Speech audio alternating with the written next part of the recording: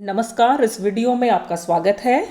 आज से अगले 2-3 वीडियोस में हम संयुक्त राष्ट्र संघ के उद्भव, उसके विभिन्न अंग, उनका संगठन, इसकी कार्यप्रणाली और इसके मूल्यांकन का हम प्रयास करेंगे।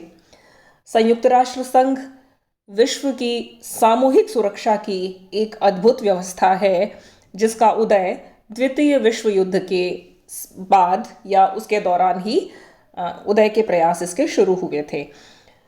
संयुक्त राष्ट्र संघ की हम बात करें उससे पूर्व यदि हम इसकी पृष्ठभूमि में जाएं तो हमें जाना पड़ेगा प्रथम विश्व युद्ध के समय। प्रथम विश्व युद्ध जो कि 1914 में प्रारंभ हुआ और 1919 में समाप्त हुआ, यूरोप की मुख्य भूमि पर लड़ा गया था। और इस प्रथम विश्व युद्ध का जो अंत है, क्योंकि हम ये जानते हैं कि हर बार जब युद्ध होते हैं तो उनकी विभीषिका से आतंकित होकर के शांति के प्रयास किए जाते हैं, भविष्य में युद्ध न हो ऐसे संकल्प लिए जाते हैं। तो प्रथम विश्व युद्ध के बाद भी राष्ट्रों ने मिल करके एक लीग ऑफ नेशंस या राष्ट्र संघ की स्थापना करी। अमेरिका के राष्ट्रपति वुडरो विल्सन ने इसमें बहुत महत्वपूर्ण भूमिका निभाई थी। किंतु यह राष्ट्रसंघ के लिए बहुत दुर्भाग्यपूर्ण रहा कि अमेरिका ही सीनेट के अनुसमर्थन के अभाव में, अमेरिका की जो संसद है उसने राष्ट्रसंघ का सदस्य बनने के लिए अमेरिका के लिए उसने अपना अनुसमर्थन नहीं दिया और इस कारण राष्ट्रसंघ की सदस्यता अमेरिका को नहीं मिली।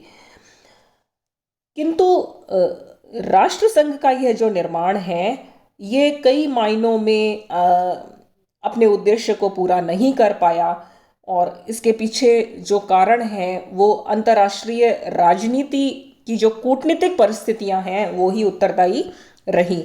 क्योंकि जो वर्साई की संधि है जो कि मित्र राष्ट्रों ने हारने वाले धुरी राष्ट्रों के ऊपर थोप दी थी, उस वर्साई की संधि की अपमानजनक शर्तों को हारने वाले धुरी राष्ट्र सहन नहीं कर पाए और उसी का परिणाम ये है कि उन्होंने बदला लेने के लिए फिर से एक युद्ध की तैयारियां शुरू कर दी थी और 1919 में पहला विश्व युद्ध समाप्त हुआ और ठीक 20 वर्ष बाद 1939 में दूसरा विश्व युद्ध प्रारंभ हो गया जो कि 1945 तक चला।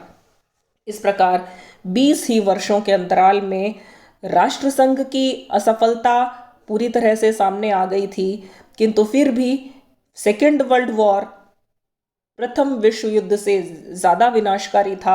उसमें पहले विश्व युद्ध में जो मौतें हुई थी वो लगभग 2 करोड़ लोगों की मौतें ऐसा आंकड़े बताते हैं और सेकेंड वर्ल्ड वॉर में जो मौतों का जो आंकड़ा था वो लगभग 8 करोड़ तक चला गया था। तो इस तरह से जो इतना विनाश हुआ, उस विनाश के बाद में स्थायी शांति के प्रयास किए जाने आवश्यक थे और स्थायी शांति के इसी प्रयास के फलस्वरूप संयुक्त राष्ट्र संघ अस्तित्व में आया। द्वितीय विश्व युद्ध जिन राष्ट्रों के बीच में, जिन पक्षों के बीच में लड़ा गया था उनमें से एक पक्ष थे मित्र राष्ट्र और दूसरे पक्ष का नाम था धुरी राष्ट्र अथवा एक्सिस पावर्स। मित्र राष्ट्र अथवा अलाइड पावर्स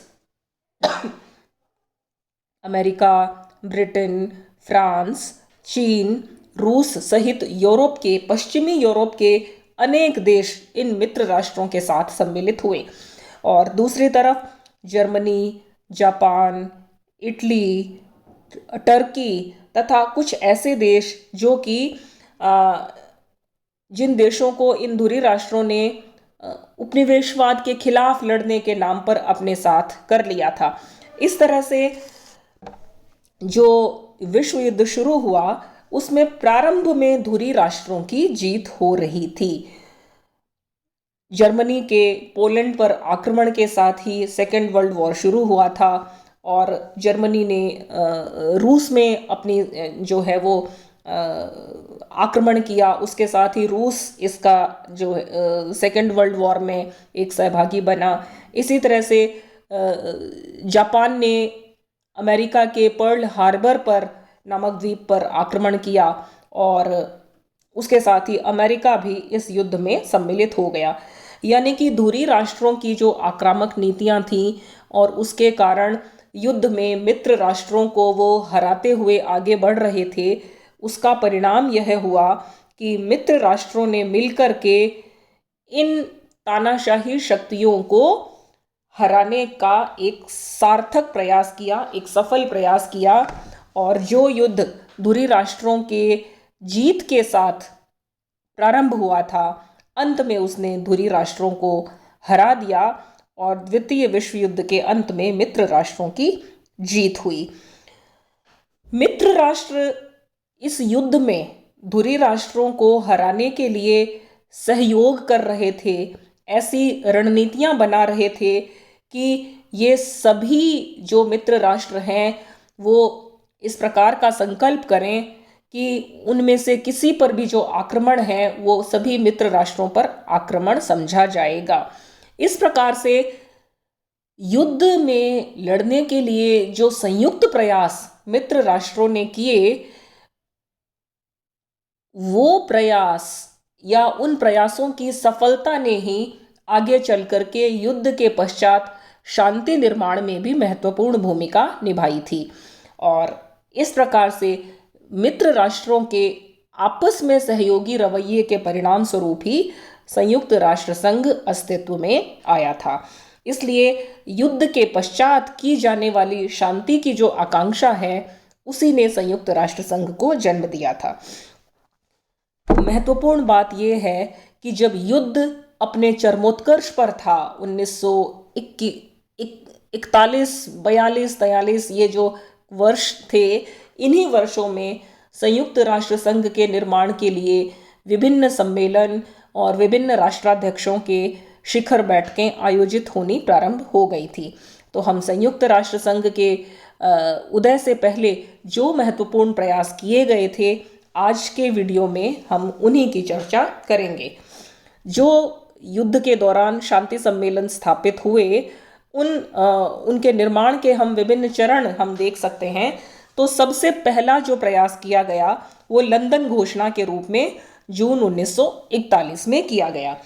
लंदन घोषणा उन राष्ट्रमंडलीय देशों के बीच में एक किया जाने वाला एक साझा प्रयास था।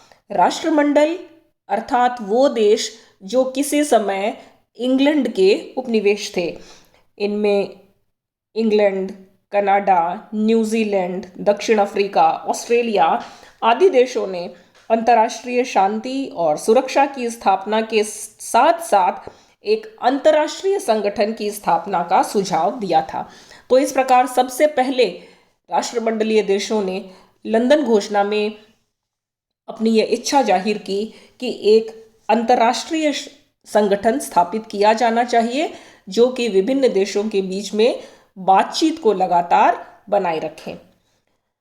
दूसरा जो महत्वपूर्ण प्रयास किया गया वो था अटलांटिक चार्टर के रूप में, जो कि अगस्त 1941 में जारी किया गया था।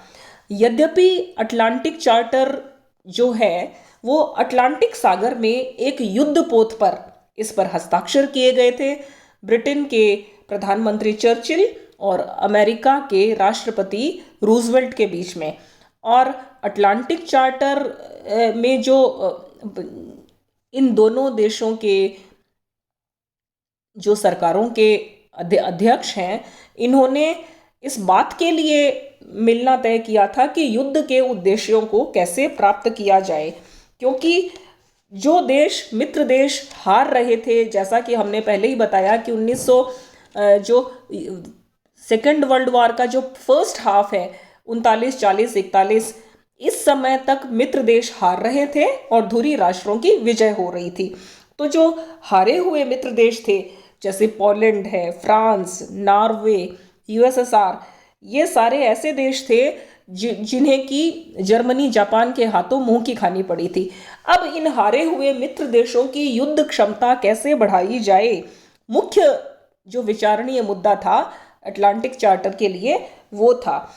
किंतु इस अटलांटिक चार्टर की मुख्य बात यह है कि ब्रिटेन और अमेरिका इन दोनों ने ही अपनी उस प्रतिबद्धता को दोहराया था इस चार्टर के भीतर कि युद्ध के पश्चात वो अपने किसी भी प्रकार की विस्तारवादी नीति का अनुसरण नहीं करेंगे।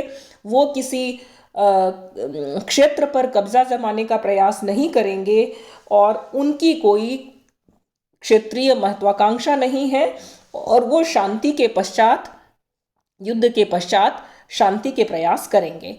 तो इस तरह से एक साझा जो रणनीति है वो शांति के लिए सबसे पहले ब्रिटेन और अमेरिका ने तैयार की।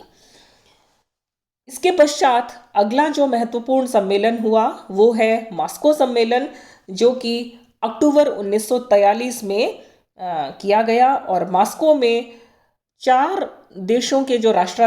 तीन देशों के राष्ट्राध्यक्ष हैं, उन्होंने भाग लिया। ब्रिटेन, अमेरिका और सोवियत संघ के विदेश मंत्रियों ने पहले मास्को सम्मेलन में एक बैठक की थी और इन्होंने मास्को सम्मेलन में ये तय किया कि इन तीनों ही देशों के जो राष्ट्राध्यक्ष हैं वो भविष्य में जल्दी ही एक शिखर बैठक करें। तो मास्को सम्मेलन में तीनों देशों के विदेश मंत्री मिले और इसके पश्चात तेहरान सम्मेलन हुआ, वो दिसंबर 1943 में।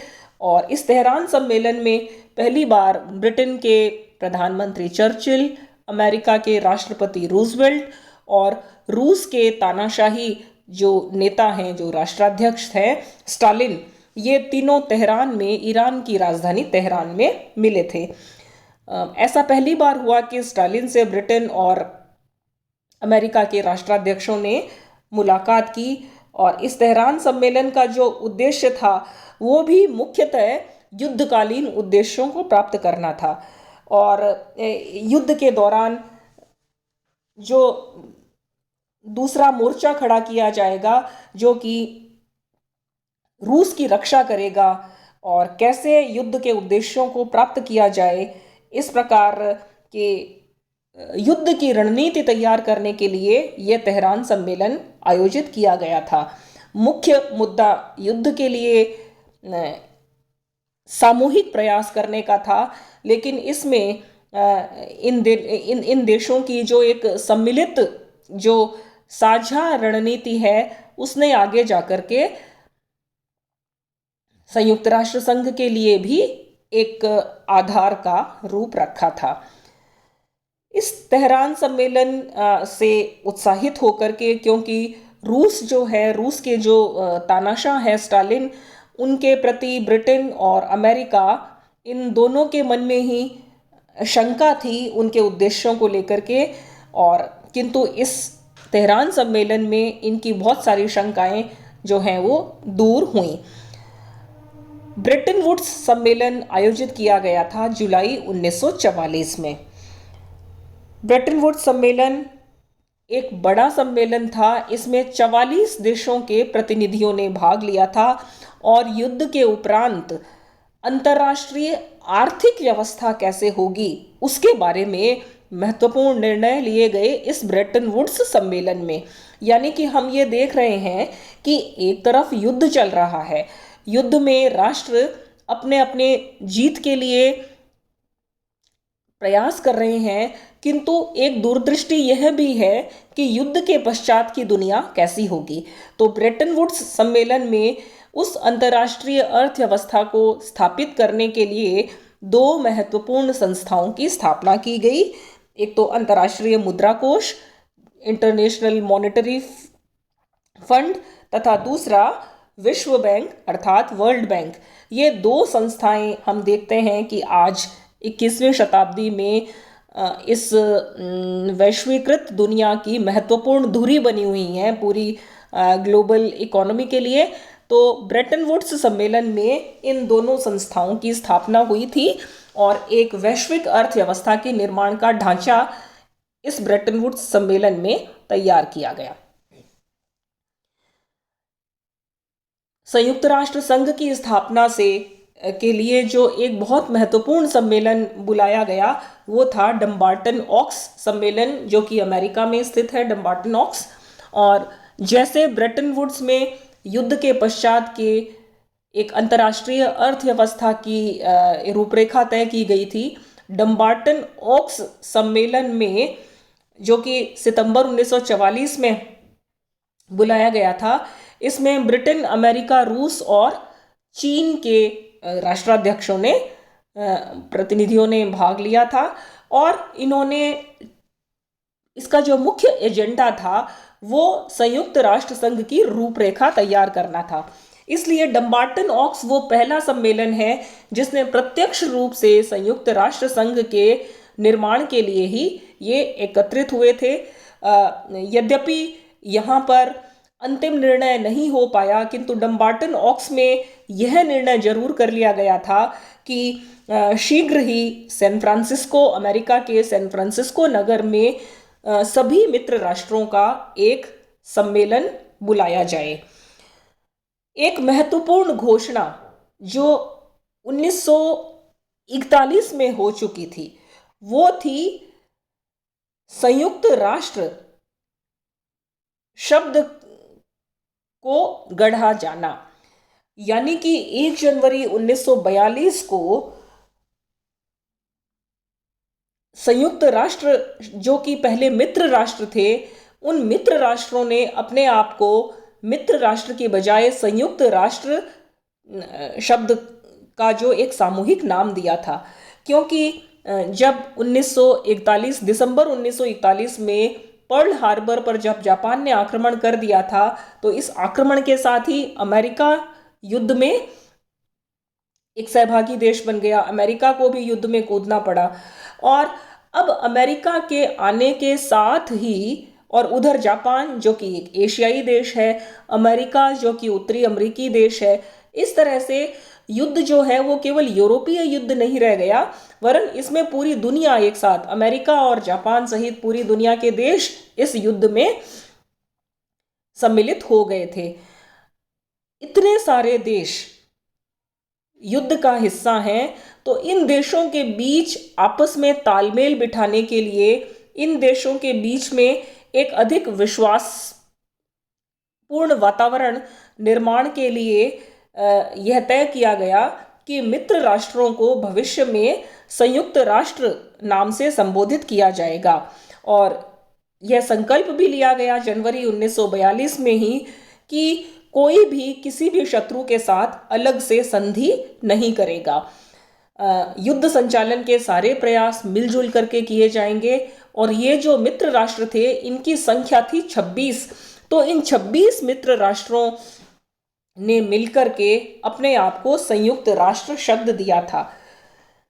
तो इस तरह से हम ये कह सकते हैं कि बाद में 1944 में जब डम्बार्टन ओक्स सम्मेलन आयोजित किया गया था, तो इस डम्बार्टन ओक्स सम्मेलन में ये कहा गया कि सभी मित्र राष्ट्रों को जो है वो सैन फ्रांसिस्को सम्मेलन में विचार विमर्श के लिए बुलाया जाएगा।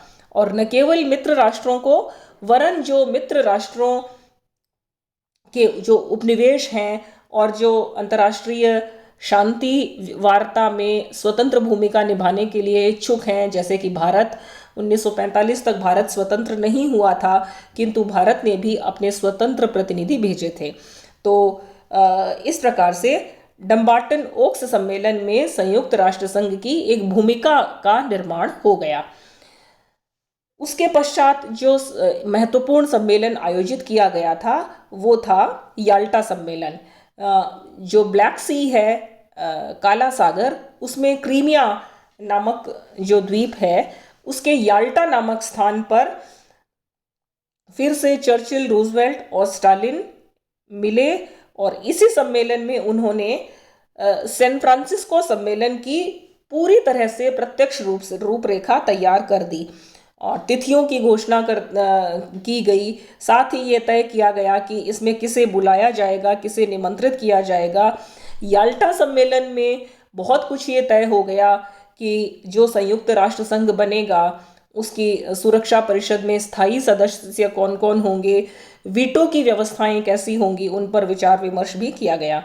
और इसी याल्टा सम्मेलन में जो हारे हुए देश हैं, मुख्यतः जर्मनी के भाग्य का भी निर्धारण किया गया। जर्मनी का जो 4 भागों में बंटवारा किया जाएगा और इस बंटवारे के पश्चात कैसे जर्मनी की संपदा का वितरण जीते हुए देशों के बीच में किया जाएगा।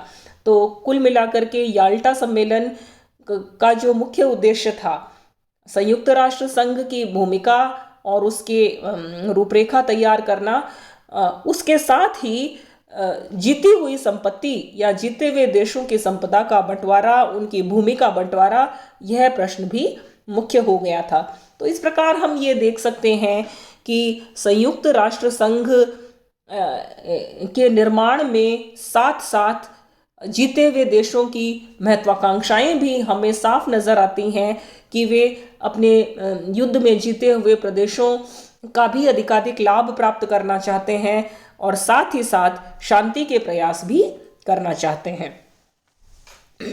और इसी का परिणाम हम देखते हैं कि शीघ्र ही शीत युद्ध जो है वो प्रारंभ हो गया था संयुक्त राष्ट्र संघ, क्योंकि जिस विश्व सरकार की स्थापना की कल्पना की गई थी संयुक्त राष्ट्र संघ के रूप में, उसमें कहीं न कहीं एक दूसरे के प्रति अविश्वास छिपा हुआ था। मित्र राष्ट्रों में आपस में विश्वास नहीं था। रूस पर विश्वास करने के लिए अमेरिका और ब्रिटेन तैयार नहीं थे, और अमेरिका के इरादों को भांप करके रूस को कहीं ये लगा कि अमेरिका उसके साथ में सद्भावना के साथ काम नहीं कर रहा है। तो इस प्रकार से जो एक असफलता राष्ट्र संघ को मिली, वैसी असफलता तो संयुक्त राष्ट्र संघ की नहीं थी, किंतु फिर भी हम बहुत अधिक सद्भावनापूर्ण प्रारंभ संयुक्त राष्ट्र संघ का इस रूप में नहीं कह सकते, क्योंकि मित्र राष्ट्रों ने आपस में जिस सद्भावना को दर्शाया जाना आवश्यक था, वह सद्भावना रूस और अमेरिका के बीच में उसका कहीं न कहीं अभाव था। और जो अंतिम जो महत्वपूर्ण सम्मेलन हुआ वो सैन फ्रांसिस्को सम्मेलन हुआ, जो कि 2 महीने चला, 25 अप्रैल से प्रारंभ होकर के 26 जून 1945 तक यह चलता रहा। और इसमें संयुक्त राष्ट्र संघ के चार्टर, उसके प्रस्तावना, उसके विभिन्न अनुच्छेद, उसका एक महत्वपूर्ण आधार तैयार कर लिया गया। और इस सैन फ्रांसिस्को सम्मेलन ने विभिन्न आयोगों और समितियों के रूप में कार्य किया। सम्मेलन में 4 आयोग बनाए गए और इसी तरह से सम्मेलन को 12 समितियों में बांट दिया गया। इस सम्मेलन की महत्वपूर्ण बात यह है कि इसमें भारत के भी 2 प्रतिनिधि मंडलों ने भाग लिया था। एक का नेतृत्व तत्कालीन जो विदेश सचिव थे गिरिजाशंकर वाजपेयी, उन्होंने किया था, और दूसरे प्रतिनिधि मंडल का जो नेतृत्व है वो विजय लक्ष्मी पंडित ने किया था। इस प्रकार सैन फ्रांसिस्को सम्मेलन में जो चार्टर की जो प्रस्तावना है, उस प्रस्तावना को तय करके उसकी जितनी भी महत्वपूर्ण विशेषताएं हैं, जैसे निषेधाधिकार और जो क्षेत्रीय व्यवस्थाएं हैं, उन क्षेत्रीय व्यवस्थाओं की क्या भूमिका रहेगी भविष्य की जो दुनिया होगी उसमें, फिर विभिन्न राष्ट्रों को व्यक्तिगत और सामूहिक सुरक्षा का अधिकार दे दिया गया, और ये कहा गया कि संयुक्त राष्ट्र संघ के दायरे से बाहर भी वे अपनी सुरक्षा के लिए आपस में क्षेत्रीय संधियां कर सकते हैं। राष्ट्रीय संप्रभुता को बहुत ऊंचा स्थान दिया गया और राष्ट्रीय संप्रभुता के नीचे संयुक्त राष्ट्र संघ के उद्देश्यों को रखा गया। और इसी का परिणाम ये है कि इस राष्ट्रीय संप्रभुता में आड़े आने वाले हर प्रस्ताव का विरोध किया गया, और एक नया शीत युद्ध, हम देखते हैं कि शीत युद्ध का एक नया वातावरण सेकेंड वर्ल्ड वॉर के बाद ही दुनिया में बन गया। इसी सैन फ्रांसिस्को सम्मेलन में जो है चार्टर मेंबर और इलेक्टेड मेंबर, यानी कि 2 प्रकार के सदस्य इसमें कहे गए। मौलिक सदस्य वो थे जिन्होंने सैन फ्रांसिस्को सम्मेलन में भाग लिया था। इन राष्ट्रों की संख्या थी 50, और एक 51वां सदस्य था पोलैंड। पोलैंड ने सैन फ्रांसिस्को सम्मेलन में यद्यपि भाग नहीं लिया था, किंतु पोलैंड उस घोषणा का एक हस्ताक्षर करता देश था, जबकि जनवरी 1942 में मित्र राष्ट्रों ने अपने आप को संयुक्त राष्ट्र कह करके संबोधित किया था। तो वो जो 26 संयुक्त राष्ट्र थे उनमें से एक पोलैंड भी था, और इसलिए उस घोषणा का हस्ताक्षरकर्ता होने के नाते सैन फ्रांसिस्को सम्मेलन में भाग न लेते हुए भी पोलैंड को 51वां राष्ट्र, मौलिक राष्ट्र के रूप में उसको दर्जा दिया गया। इस तरह से 26 जून 1945 तक जो है वो सैन फ्रांसिस्को सम्मेलन चला। उसके पश्चात पोलैंड ने हस्ताक्षर किए और विभिन्न देशों की संसदों ने अपने अपने देश के प्रतिनिधित्व के लिए संसद में निर्वाचन हुआ, संसद में मतदान हुआ। और जब विभिन्न देशों की संसदों ने अपने देश के लिए स्वीकृति दे दी संयुक्त राष्ट्र संघ में सम्मिलित होने के लिए, तब अंतिम दिन जो था वो 24 अक्टूबर का दिन था। 24 अक्टूबर 1945 को सभी 51 देशों ने अपना जो है वो विधिक रूप से समर्थन कर दिया, वे सदस्य बन गए और संयुक्त राष्ट्र संघ अस्तित्व में आ गया। इस प्रकार हम देखते हैं कि संयुक्त राष्ट्र संघ का जो निर्माण है वो कोई एक दिन में नहीं हुआ था। केवल सैन फ्रांसिस्को सम्मेलन ही इसके लिए कोई एक महत्वपूर्ण नहीं था, किंतु इसके उद्भव के बीच कहीं बहुत पीछे छिपे हुए थे। और युद्ध प्रारंभ होने के साथ ही शांति के जो विभिन्न प्रयास, विभिन्न घोषणाओं के, विभिन्न सम्मेलनों के माध्यम से बने और उन्हीं में से हम कह सकते हैं कि धीरे धीरे वो माहौल बनता चला गया। और जो एक अनुभव था प्रथम विश्व युद्ध के पश्चात राष्ट्र संघ की असफलता का, उस अनुभव ने बहुत महत्वपूर्ण रोल प्ले किया। उस अनुभव से के कारण विभिन्न राष्ट्रों ने न चाहते हुए भी एक दूसरे के साथ समझौते किए। और यह जो समझौतावादी रुख है ये अमेरिका और रूस, इन दोनों देशों के प्रतिनिधियों के बीच में हमें मिलता है। यद्यपि दोनों एक दूसरे के प्रति बहुत अधिक विश्वस्त नहीं थे, किंतु फिर भी संयुक्त राष्ट्र संघ के निर्माण के लिए उन्होंने एक दूसरे के साथ समझौते किए थे। याल्टा सम्मेलन में यह रुख बिल्कुल स्पष्ट रूप से सामने आया, जब अमेरिका और ब्रिटेन ने न चाहते हुए भी सोवियत संघ की उन शर्तों को के लिए हाँ भरी। सोवियत संघ ने कहा कि वीटो का अधिकार प्रत्येक 5 स्थायी सदस्यों में से प्रत्येक को मिलना चाहिए और सुरक्षा परिषद की जो मतदान प्रणाली है वो स्थायी सदस्यों की उसमें सहभागिता चाहिए। इस प्रकार से इन सब बातों को तय किया गया और अंत में संयुक्त राष्ट्र संघ एक विश्व सरकार के रूप में, एक विश्व संसद के रूप में सामने आया। इसके विभिन्न अंग कौन से थे, इनकी चर्चा हम अगले वीडियो में करेंगे। धन्यवाद।